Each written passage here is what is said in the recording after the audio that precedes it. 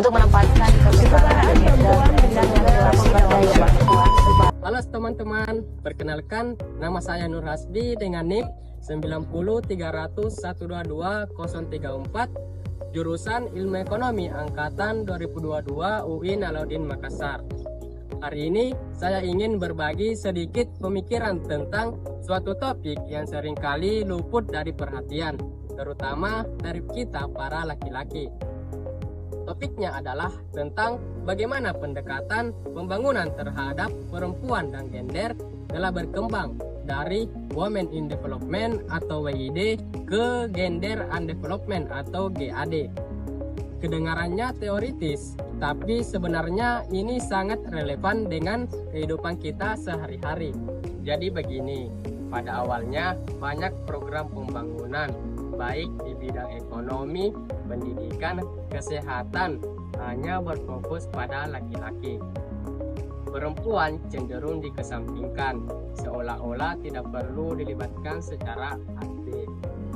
Dari situ muncullah pendekatan Women in Development atau WID pada tahun 1970-an.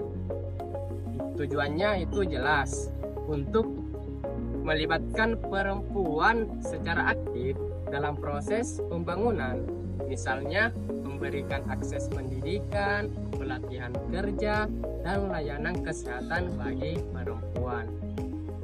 Dan itu merupakan langkah yang sangat penting pada saat itu.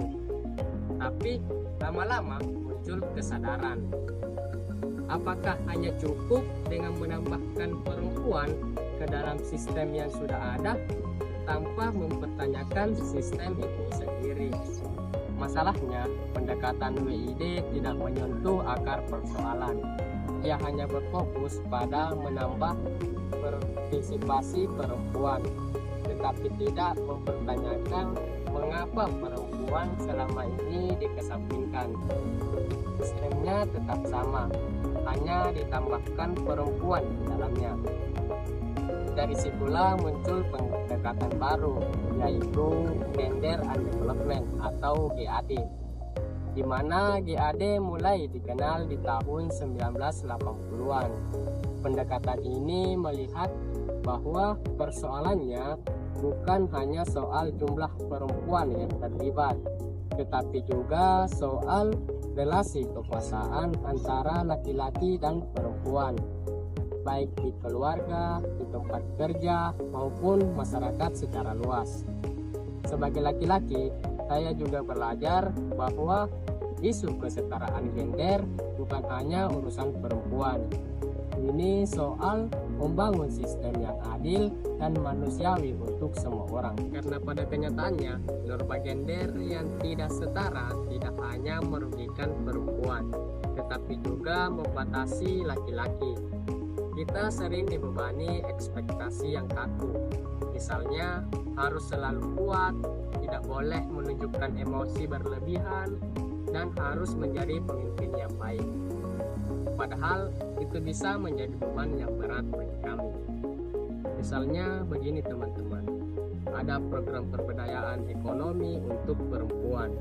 Bagus sih, tapi kalau laki-laki, dalam hal ini para suami, tidak diajak memahami perubahan peran ini, bisa muncul ketegangan di rumah tangga.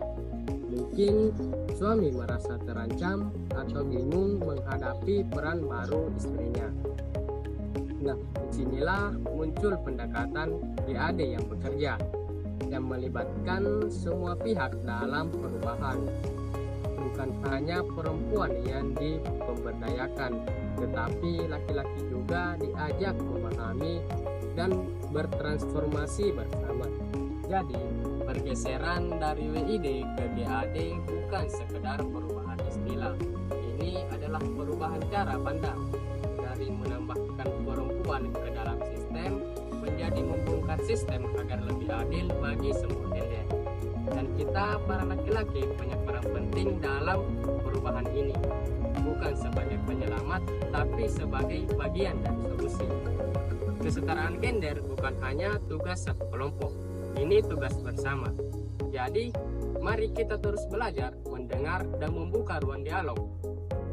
Sekian penjelasan dari saya mengenai topik Women in Development atau WID ke Gender and Development atau GAD. Terima kasih sudah menyimak teman-teman.